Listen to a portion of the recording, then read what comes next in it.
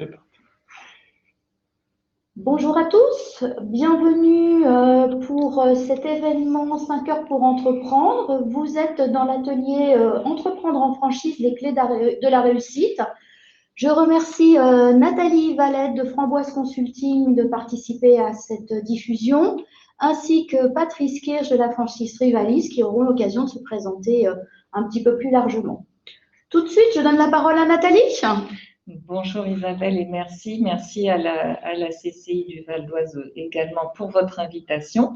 Donc, je suis Nathalie Valette, conseil en développement de franchise au sein du cabinet Framboise Consulting, dont notre métier, c'est d'accompagner les franchiseurs dans leur développement et également des franchisés qui souhaitent intégrer le commerce organisé. Donc, notre spécialité, c'est la modélisation des réseaux et le recrutement de partenaires et également de lancer et de dynamiser des réseaux.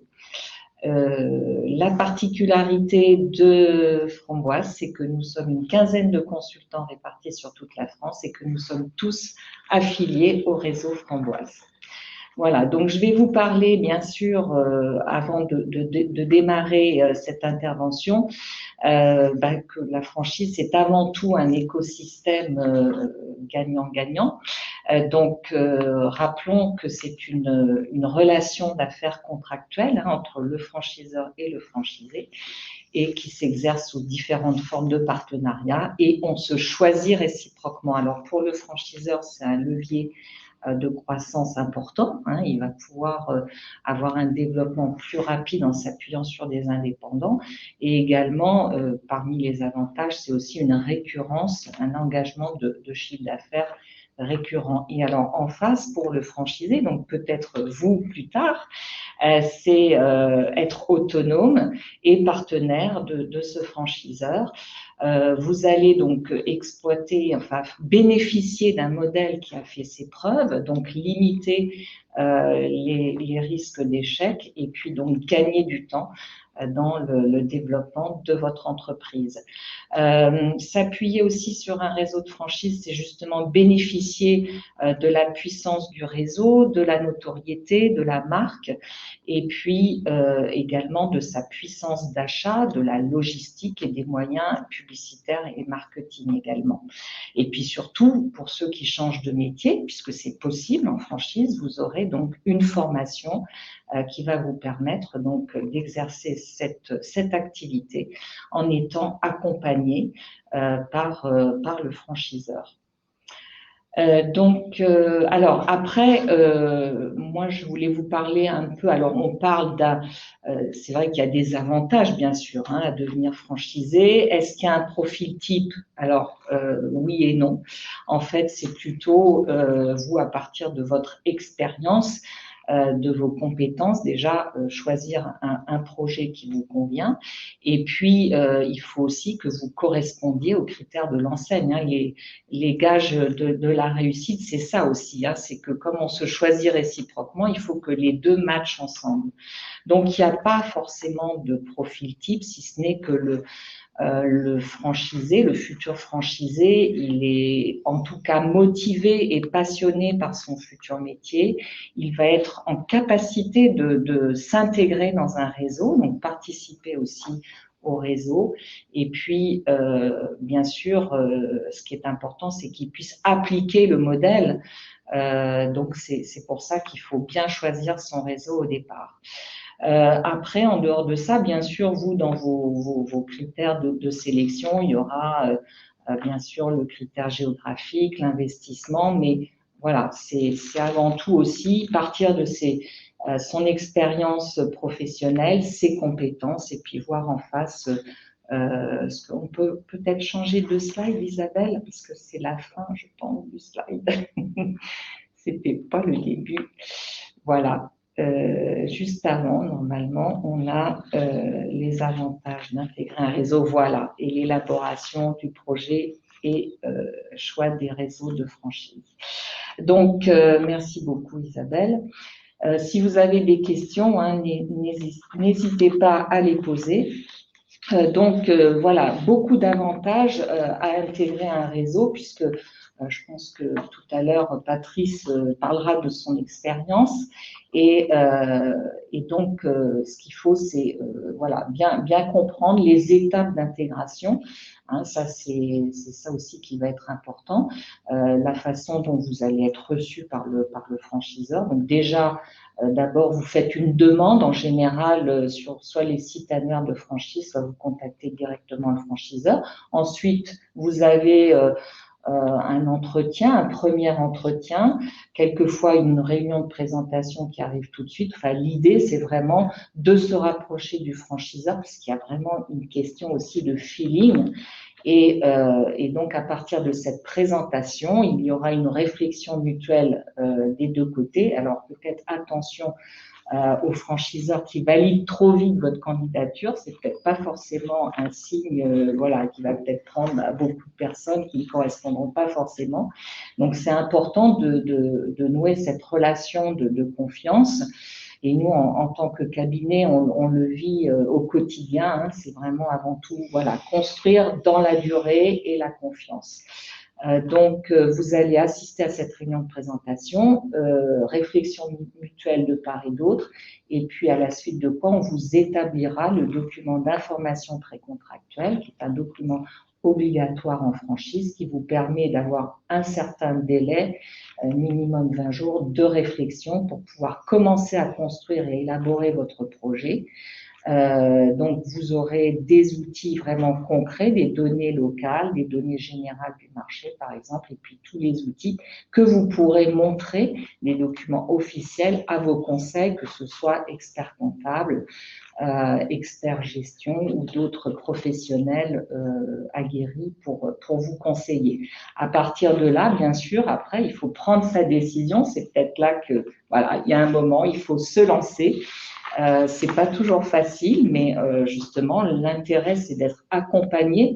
Et pour cela, vous avez bien sûr des franchiseurs qui mettent en place un très bon accompagnement. Et ça vous permet donc d'être, comment dirais-je, dès le document d'information précontractuelle, d'avoir pouvoir construire votre business plan. Vous n'êtes pas tout seul, vous pouvez voilà faire appel à un professionnel. Et puis également, ça peut être aussi quelqu'un qui va vous aider à obtenir votre prêt. Donc ça, on le verra ensuite avec Michel qui va nous rejoindre. Établir votre prêt pour pouvoir avoir votre financement. Faire également une formation de chef d'entreprise. Ça, c'est très, très, très important. Et on est vraiment là pour que vous puissiez aller au bout de votre projet. Donc, si vous avez toujours eu cette petite musique en tête de dire « Ah, j'aimerais bien créer ma boîte », c'est vrai que la franchise vous permet de gagner du temps et aussi d'être accompagné. Ça, c'est très important et encore une fois, c'est gage de succès. Donc, j'ai parlé des étapes d'intégration. Donc, le franchiseur va également, lui, de son côté, et c'est rassurant pour vous, voir si vous correspondez aux critères de l'enseigne. Et également, ça sera comment dirais-je, une rencontre humaine avant tout, parce que c'est important de voir également la vision qu'il a, lui, sur le marché, et également vous de valider qu'est-ce que vous attendez de la franchise pour pas que vous soyez déçus après. Donc ça, c'est vraiment des éléments à prendre en compte pour construire votre projet. Voilà, donc c'est un engagement réciproque. Si tous les deux vous allez dans la même vision, vous avez tout vraiment le succès possible pour réussir votre projet. Est-ce que j'ai vu des questions qui ne seraient peut-être pas apparues? Non, c'est bon? A priori, non. Non, j'ai juste effectivement une suggestion. Est-ce que je peux m'installer n'importe où ou est-ce qu'éventuellement le franchiseur peut me dire c'est plutôt telle zone et telle zone géographique qui m'intéresse? Si j'ai envie de partir, par exemple, en province, ça se peut, voilà, ça peut être le cas. Bien sûr, le critère géographique, alors c'est ça aussi qu'il faut déterminer au départ dans l'élaboration de votre projet, c'est que vous allez partir peut-être de votre expérience, de vos compétences, mais qu'est-ce que vous souhaitez faire? Est-ce que votre projet, il va être seul, il va être à deux? Est-ce que vous voulez avoir managé une équipe? Est-ce que vous voulez avoir pignon sur rue, des bureaux, exercer en home office? Et le critère géographique est notamment important. Donc il y a des réseaux, c'est là aussi où il faut voir qu'est-ce que le réseau peut vous apporter, puisqu'il y a des réseaux où à certains endroits il y a plus forcément la place, mais d'autres, au contraire, des jeunes réseaux, bah, c'est l'avantage aussi d'intégrer un jeune réseau, c'est qu'il y a de la place partout. Après, le secteur, souvent, il a été déterminé en amont par le franchiseur pour que vous ayez une capacité suffisante, un potentiel de développement pour pouvoir développer votre business, et c'est ça qu'il faut regarder également. Voilà. Et c'est vrai que le franchiseur aimera aussi s'appuyer sur des personnes qui sont connues en local. Après, ça dépend des activités, mais les deux sont possibles, tout à fait. D'accord. Merci Nathalie. Avec plaisir. Je vais passer la parole à Michel Verlac qui vient de nous rejoindre. Je vais vous proposer de vous rapprocher un petit peu. Voilà, je vais vous rapprocher un petit peu de Nathalie. Donc Michel Verlac de la Banque Populaire Rive de Paris est responsable des partenariats. Ah oui, il faut que je remette le mien. Bonjour à tout le monde. On est, voilà. Voilà, alors, créer en franchise, je vais vous laisser présenter effectivement vos produits et puis effectivement essayer de répondre aux questions. Voilà, essayer après voilà, d'expliquer un petit peu la franchise, combien ça coûte si je veux me lancer en franchise. On va essayer de donner quelques indications effectivement moyennes. On a mis en premier une vue qui peut effectivement prêter à sourire, mais il y a beaucoup d'idées conçues concernant les interventions des banques sur les franchises, et que en fait, on dit aussi les banques ne financent pas la création d'entreprise. C'est heureusement faux. Notre groupe et nous en particulier, on est là pour leur en témoigner. On a quelques grands concurrents, heureusement d'ailleurs, qui sont là également positionnés. Si vous voulez, on va passer la vue suivante qui effectivement interpelle au niveau des chiffres, de quelques chiffres moyens. Là, on a mis le fait que la Banque Populaire est effectivement dans la franchise le banquier d'un commerçant sur 4, c'est quelque chose d'important. Mais parmi les éléments peut-être les plus importants pour essayer d'accompagner au mieux nos commerçants franchisés, c'est le fait qu'on a des relations étroites historiques depuis des dizaines d'années avec les têtes de réseau. Et c'est les informations qu'on peut avoir sur leur stratégie, sur leur mode de sélection par rapport à l'enseigne, à ce qu'ils souhaitent développer, par rapport aux exigences qu'ils peuvent avoir sur les franchisés, souvent des couples, nous permet d'être peut-être un tout petit peu mieux qualifiant sur les échanges qu'on peut avoir avec les chefs d'entreprise. La vue suivante est la vue à laquelle vous faisiez allusion, c'est-à-dire effectivement des chiffres moyens qu'on a sélectionnés sur l'ensemble des opérations qui sont faites sur une année et qui montrent qu'il y a relativement peu d'écart entre finalement les moyennes qu'on peut observer en installation, en commerce, je dirais hors franchise. Alors il y a quelques écarts, mais on reste sur des masses qui sont tout à fait équivalentes. Ce sont des chiffres France entière. Il peut y avoir des écarts sur certains départements, en particulier en Val d'Oise, en particulier aussi en Île-de-France, où les fonds de commerce sont souvent quand même un petit peu plus chers. Mais on est dans des ordres de grandeur qui sont tout à fait significatifs. Et le petit pavé à droite, pour financer la création, les franchisés ont eu recours dans les 2/3 à l'emprunt bancaire et dans les 2/3 à des ressources propres. Là, on est sur des chiffres qui sont aussi ceux qu'on rencontre en dehors de la franchise. Voilà, donc ça permet d'avoir une photographie, de prendre un recul. On connaît bien les franchiseurs. Ceux qu'on ne connaît pas, on va les rencontrer. On discute avec eux de leur stratégie. Je reviens, sélection. Et donc, avec ce qui a été dit par nos témoins, la première et tout à l'heure le deuxième témoin, vous verrez qu'on peut s'appuyer effectivement sur des solidités, sur des forces complémentaires qui peuvent aider les chefs d'entreprise qui souhaitent s'installer sous enseigne en franchise. Si vous voulez, on va aller sur la vue suivante qui intéresse en général juste celle d'avant. Voilà. Un peu d'inertie et après ça part. Oui, tout à fait, c'est une petite surprise. Alors, on a souhaité ensemble faire une vue en un seul document sur comment préparer son dossier bancaire. Les choses qui nous ont paru le plus important, c'est les pavés 1 et 2. On viendra après sur les éléments financiers, ça peut être curieux qu'on le mette en 3, mais en plus, on a tous les trois, on se comprend bien sur ce qui est le plus important. J'ai déjà entendu tout à l'heure ce que notre ami de chez Framboise disait, mais le témoin tout à l'heure corroborera beaucoup des thématiques, des thèmes que je vais aborder. Ce qu'il nous faut absolument, c'est qu'on comprenne bien quel est le choix de la franchise et pourquoi telle ou telle franchise. Okay, ça, c'est le choix de l'entrepreneur. Donc, ça veut dire qu'il faut qu'on arrive à comprendre le franchiseur qui souhaite s'installer, ou le repreneur, pourquoi est-ce qu'il a choisi et comment il s'insère à l'intérieur, ou finalement, comment aussi la franchise peut l'accompagner par rapport à son projet. Mais c'est son projet à lui. C'est pas un franchisé, c'est pas un salarié, c'est un commerçant. Voilà. Donc, on essaye de pas oublier ça et parfois, on a des petits étonnements sur certains porteurs de projets, mais généralement, tout est très bien préparé. L'autre point sur lequel on insiste beaucoup, c'est que ça fait partie de la déontologie franchiseur-franchisé, mais c'est l'occasion de le rappeler. Le commerçant qui s'installe en franchise, à un endroit donné, il faut qu'il fasse son étude locale, ce qu'on appelle la petite étude de marché, quitte à aller sur les trottoirs, à travailler avec des étudiants, à compter les voitures qui passent, etc.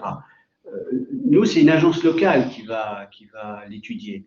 Il ne faut pas qu'elle soit en décalage avec quelque chose qui est présenté, qui est peu ou prou une espèce de moyenne. Le franchiseur va donner des informations, mais c'est au franchisé local, c'est au commerçant de nous convaincre que oui, il y a la franchise, certes, mais c'est bien lui qui a choisi, même si on lui a donné quelques indications, et là, il veut s'installer pour telle et telle raison. Ça, c'est très, très important. Le deuxième point qui nous paraît systématiquement important, comme pour toute entreprise, à la limite, qu'elle soit un commerce entre guillemets plus ou moins classique ou de l'innovation assez poussé, c'est bien le porteur du projet. Pourquoi est-ce que on a choisi ça? Pourquoi est-ce qu'on a choisi de s'installer? Souvent d'ailleurs avant avec un parcours qui n'est pas du tout celui d'un commerçant. C'est d'ailleurs l'une des caractéristiques majeures des personnes qui s'installent en franchise. Pourquoi on a choisi ça? Quel est l'environnement familial? C'est des choses qui sont assez importantes pour nous. Donc, je ne dis pas toute la vue, puisqu'on souhaite aussi avoir quelques éléments financiers sur les personnes, ça vous en doutez. Et puis, la préparation du document passe par les éléments financiers tout à fait habituels. L'un des points sur lesquels j'insiste systématiquement, c'est que on ne va pas demander à chaque commerçant, à chaque franchisé qui s'installe, de tout connaître en comptabilité, en finance, etc. Okay. Il y a les experts comptables, les experts financiers qui sont là pour. Il y a effectivement l'appui de vos chambres de commerce et d'industrie. Par contre, ce qu'on aime vraiment bien, c'est que la personne travaille son plan de trésor. Je dis très souvent, un plan de trésorerie, il y a toutes les entrées, toutes les sorties, c'est peu ou prou un budget familial. Ça, on doit être capable de le décrire, de transcrire sur ce budget la stratégie qu'on a souhaité mettre en œuvre. Après, discuter avec le banquier, discuter avec ses conseils sur le financement qu'on va mettre, quelle est la partie moyen terme, quelle est la partie court terme, éventuellement pour certaines activités, quel financement du poste client, des factures à l'extérieur, très, très important dans les situations difficiles, faire rentrer l'argent le plus vite possible. Donc ça, c'est des choses qu'il faut effectivement regarder et on va évidemment s'attacher à voir et à comprendre quel apport a été amené, d'où il vient. J'en profite pour dire que des prêts d'honneur sont tout à fait possibles dans le cas d'installation en franchise. Encore une fois, c'est logique avec ce qu'on a dit avant, mais je souhaite le rappeler. Et dans ce département-ci, que ce soit Initiative 95 ou le réseau Entreprendre 95, ils savent tout à fait aborder ce type de projet. La vue suivante. J'espère que je ne suis pas trop long, chers amis. Regardez bien quand même votre montre. J'ai tendance à être un peu bavard, mais c'est pour le bien commun. On a également là transcrit avec nos collègues de Banque Populaire, du groupe Banque Populaire, des chiffres moyens et des éléments moyens. Qu'est-ce qu'on met, qu'est-ce qu'on finance à l'intérieur lorsqu'on s'installe en franchise? Donc, vous avez effectivement sur la gauche les cas habituels, on va dire, d'installation qui sont fonds de commerce, travaux, aménagement, et on a mis dans une couleur un petit peu différente les droits d'entrée. Ces droits d'entrée, on les connaît, on sait que c'est souhaité à certains tel ou tel niveau par les franchiseurs, donc on ne va pas être surpris, et on sait les mettre à l'intérieur donc du plan de financement et les accepter dans le plan de financement. S'ils sont d'un montant assez important, on va regarder avec le commerçant comment les financer en étalant un petit peu. Par contre, étaler des droits d'entrée d'enseigne sur des prêts de 5 à 7 ans, on peut techniquement savoir faire, mais ça ressemble un peu à une hérésie quand même. Hein. Voilà, donc il faut essayer de calibrer les choses. Et le plan de financement lui-même, comment est-ce qu'on intervient? On vous a mis les grands chiffres à droite. Donc, tout ce qui va être fonds de commerce, les investissements, ça peut être des travaux assez lourds, hein, puisqu'il y a des installations qui se font franchise démarrant dans un local ex nihilo, hein, où il y a tout à faire, c'est du brut de béton. Et puis, on va regarder, bien sûr, on l'a déjà dit tout à l'heure, l'apport personnel qu'on peut compléter de prêts d'honneur, mais ça peut être des prêts familiaux, ça peut être d'autres appuis. La chose qui est importante en franchise, c'est qu'aussi bien la structure globale du plan de financement, mais le niveau des apports doit être cohérent avec les exigences souhaitées, les moyennes souhaitées par le franchiseur, qu'il n'y ait pas trop d'écart. Ça nous arrive d'avoir des porteurs de projets, souvent les couples les plus jeunes qui ont un peu moins d'apports. À partir du moment où on est convaincu que le franchiseur les a bien choisis pour leur personnalité, leur parcours, leur savoir-faire, on va savoir accepter ça. Mais essayons de nous expliquer pourquoi, parfois, l'apport est un petit peu faible. Voilà, le reste est tout à fait lisible. Alors là, j'ai mis en dernière vue, je crois que c'est la dernière vue, après ça laissera peut-être un peu plus de temps pour notre deuxième témoin et puis pour répondre aux questions-réponses. Là, on a souhaité illustrer l'un des savoir-faire qu'on a dans le groupe Banque Populaire, en particulier chez nous, Banque Populaire de Paris, sur le fait que quand on ne connaît bien les groupes de franchise, donc les franchiseurs, et puis leur plan d'action, c'est avec eux qu'on met au point ce genre d'outils. Certains vont changer les couleurs, les enseignes vont générer des mobiliers différents, des enseignes dans le sens enseigne lumineuse, par exemple, à l'extérieur, tous les 3 ans, 4 ans, 5 ans. Et ça peut poser des petits problèmes financiers, un petit problème d'apport financier pour les franchisés qui sont en cours de remboursement, par exemple, de prêts à moyen terme. Donc, ce type d'enveloppe qu'on met à leur disposition permet de leur dire, écoutez, on sait que votre franchiseur souhaite passer du rouge au vert, il y a 22 000 euros de travaux, écoutez, allez-y, on vous connaît, vous avez les 22 000 euros, sans apport, taux zéro, sans caution. On fait ça aussi parce qu'on sait que le franchiseur qui va pas faire les travaux, le franchisé va se mettre en difficulté. Donc voilà, c'est le genre d'outil qu'on peut mettre en place, mais parce qu'on connaît bien finalement les deux parties, IES, hein, les deux parties qui sont franchiseurs, franchiseuses. Voilà, je suis à votre disposition pour toutes les questions après le témoignage de notre ami Régis. Merci Michel. Avant de passer à Patrice, je voulais savoir si, alors je m'adresse plutôt à Nathalie, je voulais savoir si vous vouliez peut-être rebondir.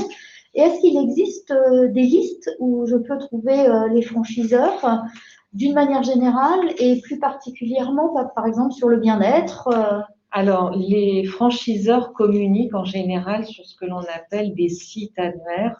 Donc, vous en avez les 3 principaux ou 4.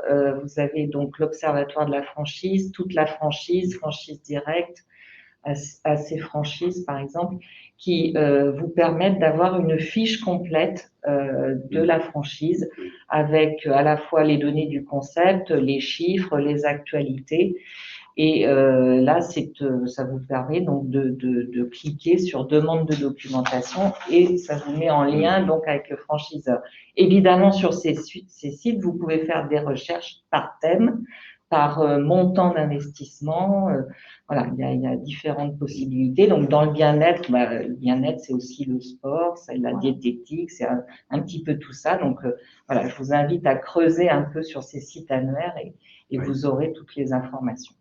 D'accord. Merci Nathalie. Est-ce que vous voulez repréciser quelque chose par rapport à l'intervention de Michel ou Très très intéressante. Moi, juste ce que je voulais compléter, c'est que, enfin, on aura peut-être l'occasion d'en reparler avec Patrice, mais c'est que voilà, la stratégie commerciale de lancement est importante aussi quand on présente son projet. Et que ça fait vraiment partie aussi du projet et de la réflexion qu'on doit avoir. Et puis rappeler aussi ce que je n'ai pas dit tout à l'heure, c'est que les avantages, c'est aussi de pouvoir capitaliser sur son activité et de pouvoir aussi la transmettre quand on aura fini son expérience. Parcours. Donc ça fait aussi partie des avantages de s'installer dans un commerce ou une activité en tout cas qui correspondra à ça. D'accord, merci. Alors, Patrice, Alors, j'enlève le vous masque, êtes donc, c'est quand même plus pratique. vous êtes donc notre témoin, effectivement, franchisé. C'est ça. Donc, vous êtes une franchise Rivalis que je vais vous laisser présenter depuis 3 ans. Donc, un petit peu plus de 3 ans. Donc, j'ai créé mon entreprise donc en mai 2017 et j'ai commencé à l'exploiter à partir de septembre 2017. Mais je voudrais reprendre un petit peu en amont. Qu'est-ce qui a fait qu'à un moment donné, je choisis de recourir à la franchise pour créer mon entreprise. Donc, j'ai exercé pendant 30 ans dans le retail. J'ai travaillé pour le groupe Carrefour et après pour le groupe Galeries Lafayette où j'étais directeur de magasin et directeur opérationnel. Et puis, la cinquantaine venant, on se pose toujours des questions sur est-ce que cette vie correspond à ce que je voulais faire. Il me reste encore, une quinzaine d'années avant de songer à une retraite paisible. Donc, on se remet en question. Et puis on se dit, moi personnellement, j'ai toujours voulu être entrepreneur. Donc c'est quelque chose qui m'a toujours taraudé. Et à un moment, je me suis dit, bon, il me reste encore 15 ans, c'est le moment ou jamais, donc je vais me lancer. Sauf qu'avant de se lancer, il y a tout un processus de réflexion à avoir et je pense que c'est primordial pour n'importe quel entrepreneur, qu'il agisse en franchise ou pas. Il y a déjà une recherche documentaire à faire. Donc pour corroborer les propos de Michel et de Nathalie, moi je me suis lancé effectivement dans une recherche de franchise quasiment 6 mois, 1 an avant de quitter mon emploi. Il y a effectivement des sites internet aujourd'hui qui sont très bien faits. Je me suis permis aussi d'aller au salon de la franchise qui existait encore, donc un endroit intéressant pour celui qui cherche à s'installer parce que c'est le premier contact direct qu'on peut avoir avec un franchiseur. C'est aussi l'occasion de discuter avec des franchisés de l'enseigne et donc ça permet d'avoir certaines informations qu'on n'a pas forcément au travers d'un site internet. Donc, ce travail de réflexion, il va durer 6 mois, 1 an. Après, se pose la question du financement. Comment je vais financer ma franchise? Déjà, est-ce que j'ai les moyens? Moi, je me suis posé la question puisque j'ai choisi Rivalis, mais avant, j'avais vu d'autres franchises qui m'intéressaient. Pour une raison de financement, j'ai renoncé parce que le montant de l'investissement était trop important. Et c'est aussi un critère de choix. Qu'est-ce que je vais mettre en apport personnel?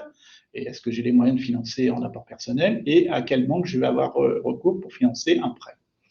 Donc, après cette réflexion, vient le choix difficile de se dire je quitte mon emploi ou je reste parce que généralement, quand on est salarié, c'est une situation confortable.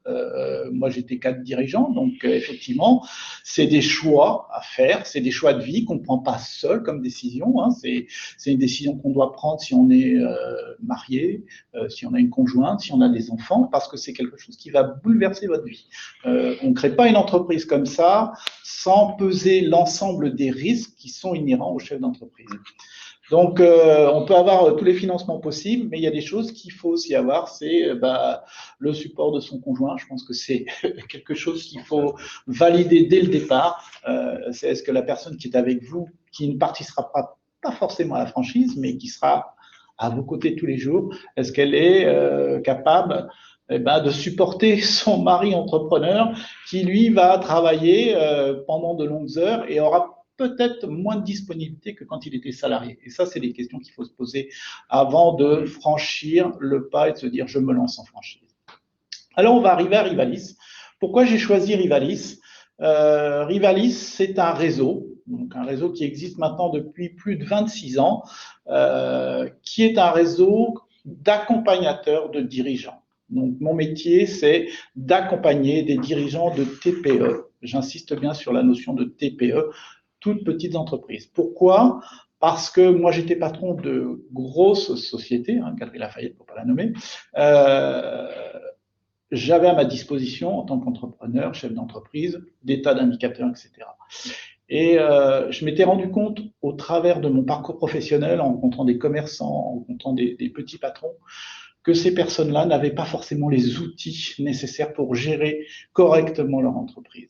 Et donc, je m'étais dit, je vais me lancer, je vais créer mon entreprise d'accompagnement de dirigeants, mais à un moment donné, j'ai besoin d'être assuré et de savoir que il y a une entreprise, un franchiseur qui partage à peu près les mêmes valeurs que moi et qui va me donner une méthodologie. Et c'est ça qui est important aussi. Deuxième choix, les valeurs que vous allez partager avec votre franchiseur. C'est-à-dire, vous avez vos propres valeurs qui sont les vôtres et vous avez les valeurs du franchiseur. Si ces valeurs correspondent, il y a de grandes chances que vous allez opter pour cette franchise. Si ces valeurs ne correspondent pas, c'est clair que c'est un renoncement. J'ai fait l'expérience, puisque avant Rivalis, j'avais été voir une autre franchise, j'ai fait un processus de recrutement, et au bout d'un certain temps, j'ai dit non, ça ne correspond pas à mes valeurs, je ne signerai pas avec cette franchise. Donc, il faut avoir la lucidité de reconnaître que nos valeurs correspondent à celles du franchiseur et que les valeurs du franchiseur correspondent aux vôtres, puisque c'est aussi le franchiseur qui va vous sélectionner. Donc, aujourd'hui, il y a à peu près 654 conseillers Rivalis sur le territoire français. Chacun exerce en toute autonomie, c'est-à-dire qu'il n'y a pas de notion d'exclusivité territoriale, et ça, c'est important. Quand vous faites le choix dans la franchise, vous verrez, il y en a qui vont vous donner un territoire, et en dehors de ce territoire, vous ne pourrez pas exercer votre métier de chef d'entreprise. Le cas de Rivalis est différent. Chacun est sur un territoire. Alors, on ne va pas aller sur le territoire français, mais en gros, je donne mon cas personnel, j'habite Pontoise, je vais rayonner sur le 95, sur le 78, un petit peu l'Oise, et ça s'arrête là. Donc, le périmètre géographique, il va s'exercer à peu près à 50 km autour du siège social. Donc, les conseillers, c'est essentiellement d'anciens chefs d'entreprise ou des cadres dirigeants. Pourquoi? Parce que on accompagne des petits entrepreneurs. Donc, qui peut mieux accompagner des petits entrepreneurs que d'anciens cadres dirigeants? C'est toute, on va dire, la méthodologie. Alors, Isabelle, on peut avancer. Donc, c'est quoi Rivalis? En fait, ça a été créé par Monsieur Henri Valdan, qui était donc concessionnaire Renault en Alsace et qui était aussi au tribunal de commerce, et il voyait que beaucoup d'entreprises faisaient faillite. Les statistiques sont édifiantes. Il y a seulement 50% des entreprises au bout de 5 ans qui survivent. Ce qui explique bien la réflexion que vous devez avoir, c'est je vais créer mon entreprise, mais il faut qu'elle dure dans le temps. Et c'est ça le plus difficile. Et malheureusement, on se rend compte qu'avec la conjoncture, beaucoup d'entreprises déposent le bilan, principalement pour des problèmes de gestion et des problèmes de trésorerie, sans rentrer dans les détails. Donc, M. Valdan a vendu sa concession Renault et il a créé son propre outil de pilotage à l'époque, il y a 25 ans. Alors, il faut se remémorer, il y a 25 ans. Les ordinateurs, on était au début. Donc, c'était des méthodes un petit peu archaïques. Voilà. Et maintenant, heureusement, l'outil a évolué. L'outil de pilotage a évolué grâce aussi au progrès de l'informatique, mais c'est surtout le fait de cette méthode, c'est qu'on a un outil de pilotage qui est destiné aux dirigeants d'entreprise, mais c'est surtout aussi un accompagnement par un être humain. Ce n'est pas qu'un logiciel, c'est-à-dire que Rivalis, c'est une méthode, un homme, un outil. Et c'est ce qui m'a fait choisir cette franchise, parce qu'aujourd'hui, je me retrouve complètement dans ces valeurs-là. Ça fait plus de 3 ans maintenant, 3 ans et demi que je travaille. J'ai un nombre de clients qui me permettent effectivement de vivre, mais il faut bien se poser la question, comment je vais durer dans le temps? C'est ça le plus difficile. Et donc, la troisième question qu'il faut vous poser dans la création d'une franchise, c'est est-ce que j'ai un passé de commerçant? Où je suis un bon commercial? Est-ce que je suis capable de vendre mon produit ou de me vendre moi-même? Puisque là, on est dans la prestation de service. Donc, oui, certes, je vais vendre un outil, mais je vais me vendre moi. Donc, c'est savoir se présenter et savoir vendre son produit. Et donc là, il faut travailler sur soi-même. C'est important. Donc, on peut travailler sur soi-même tout seul. On peut travailler sur soi-même en participant à des réseaux, et c'est pour ça que j'ai adhéré au réseau plateau de la CCI 95. Merci Isabelle. Parce que ça permet d'être avec des chefs d'entreprise et de travailler sa présentation, son storytelling, tout ce qui va permettre à un chef d'entreprise de s'épanouir dans sa fonction et de réussir dans son entreprise. Très bien. Donc, Rivalis travaille aujourd'hui avec les MOF, meilleurs ouvriers de France, et est connu aussi, Isabelle, pour Cauchemar en cuisine, puisque Rivalis est partenaire depuis 2016 de l'émission avec Nicolas Jordan, qui intervient donc en tant que responsable du savoir-faire de chez Rivalis. Le monsieur à l'écharpe rouge. Le monsieur à l'écharpe rouge. Voilà, tout à fait. Donc, on conseille aujourd'hui des artisans, des commerçants, des restaurateurs, des professions libérales. Et c'est cette variété d'entrepreneurs que je suis amené à rencontrer tous les jours qui fait que je m'épanouis dans mon métier et j'ai fait le bon choix. Je me dis 3 ans et demi après, je ne me suis pas trompé sur la franchise que j'ai choisie parce qu'elle correspond parfaitement à mes valeurs. Elle me permet d'accompagner des entrepreneurs qui ne connaissaient pas forcément des outils de gestion. Et c'est très gratifiant de recevoir des commentaires qui valorisent tous les jours ce que vous faites. Alors certes, effectivement, il y a des choix financiers à faire, puisque quand vous êtes dirigeant dans une grande entreprise, vous avez un salaire qui va avec. Donc oui, j'ai renoncé à un certain salaire, c'est clair. Mais de l'autre côté, je m'y retrouve parce que l'épanouissement, il est par rapport à ce que j'attendais, complètement conforme. Je suis même à 120% de ce que j'attendais. Donc, le choix était judicieux. Je suis content d'avoir fait ce choix et c'est un choix difficile. Quand à 50, 55 ans, vous me posez la question, je vais sauter le pas, je me lance dans l'inconnu et je vais choisir d'être mon propre chef d'entreprise. Vous allez passer quand même quelques mauvaises nuits, parce que vous allez gamberger. Ça, c'est la franchise, le créer de son entreprise. La franchise, elle rassure parce que c'est un réseau. Et c'est là où j'interviens parce que Rivalis, on n'est jamais seul. Donc, on a des outils, on a un intranet, on se rencontre en présentiel une fois tous les 2 mois, on se voit en visio, on a des rapports régulier avec la tête de réseau. À titre d'exemple, je suis le responsable de la commission communication pour l'Île-de-France. Donc, je participe à l'élaboration de la stratégie de communication du groupe Rivalis sur l'ensemble de la France. Donc, on partage de notre temps de travail avec la tête de réseau pour faire évoluer la tête de réseau et l'enseigne Rivalis. Donc, c'est ça la force de la franchise, c'est que vous n'êtes pas seul. Et j'attire votre attention quand on crée sa boîte. La solitude du chef d'entreprise, c'est quelque chose de compliqué à vivre au quotidien. Donc, quand vous êtes dans un réseau, vous n'êtes jamais seul. Vous avez des outils à disposition. Vous avez aussi, ça dépend des entreprises, mais me concernant, des opportunités qui arrivent de la tête de réseau. Donc, j'ai des prospects qui sont fournis par la tête des réseaux qui me permettent aussi d'aller faire du démarchage. Donc, la franchise est rassurante. Elle permet de travailler dans un groupe. La notoriété est importante et l'ancienneté aussi. Quand vous faites le choix d'une franchise, quand vous choisissez une franchise qui existe depuis 25 ans, c'est quand même aussi un gage de sérieux plutôt que de recourir à une franchise qui vient de se créer avec un master franchiseur qui existe depuis 1 an. C'est clair qu'il y a plus de risques que quand l'entreprise, le franchiseur a 25, 30, 40, 100 ans, puisqu'il y a des franchises qui sont très anciennes. Voilà un petit peu mon histoire et voilà ce qui explique pourquoi je suis franchisé Rivalis. Voilà, merci pour ce beau témoignage. Merci. Michel, Nathalie, est-ce que vous voulez rajouter quelque chose? Oui, il y a peut-être des questions de nos auditeurs qui nous permettraient de compléter. Non, je pense que on a été si brillants. Voilà, vous avez été très c'est clair, chacun d'entre impressionnant. vous, effectivement.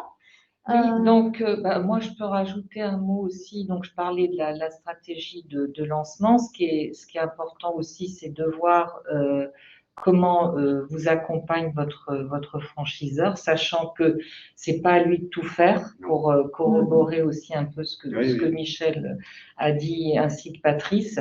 C'est que vous êtes malgré tout responsable de votre business. Vous restez autonome et c'est là aussi un peu toute on va dire l'ambiguïté. Après, il faut savoir que les chiffres ne font pas tout. Donc, on aura beau demander tout un tas de chiffres, le marché évolue, la preuve aujourd'hui. Voilà, et puis ça va dépendre aussi de votre talent, Donc voilà, donc là c'est pareil, on a des compétences, on a un parcours, on a acquis bien sûr un savoir-faire déjà à la base, mais après on va pouvoir exprimer tout son talent et c'est là que c'est très positif d'intégrer, enfin de se lancer parce que on va être peut-être beaucoup plus motivé qu'arriver à un certain moment où dans sa vie professionnelle on veut redonner du sens. Et là, le sens, on l'a. Alors peut-être que les chiffres, voilà, on gagnera pas tout à fait la même chose au début, mais voilà, on peut gagner aussi beaucoup plus.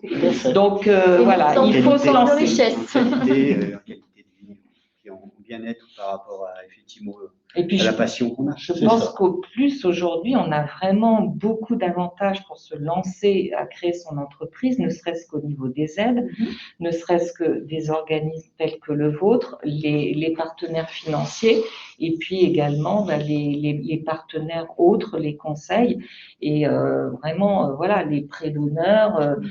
On a tout pour le faire. Donc après, il faut plonger. Il faut aller au charbon, comme on dit. Moi, je parle de petits coups de pied aux fesses, mais c'est pas grave. Donc... Ok. Merci à vous d'être présents. Merci pour ce témoignage. Merci Nathalie pour cette présence. Merci Michel également. Merci Patrice et au plaisir de vous retrouver. Bon, nous restons à la disposition évidemment des personnes voilà, qui veulent nous retrouver. Hein. Il n'y a pas de problème. Moi, je réponds à toute question en dehors parce que voilà, c'est peut-être le schéma qu'il faut que ça mûrisse aussi. Hein. Voilà. Si effectivement il y avait des questions, il y a une adresse qui est création 95. Voilà. Vous avez effectivement la possibilité de retrouver effectivement ces webinars et effectivement la Chambre de commerce du 95 reste à votre disposition sur le site Création 95. Donc la fiche, il y a un petit peu d'inertie sur la touche, pardon. Donc voilà, merci pour cette diffusion. Si vous le souhaitez, vous pouvez nous rejoindre sur le webinaire suivant qui est création d'entreprise et implantation, les opportunités pour se lancer. Donc là, on va plus parler de domiciliation. C'est aussi important. Hein, donc voilà, donc n'hésitez pas à vous reconnecter sur le webinaire suivant d'ici 15 minutes, je crois. Donc voilà. Merci beaucoup pour votre présence. Merci à chacun d'entre vous pour l'écoute et au plaisir. Merci beaucoup. Au revoir. Au revoir.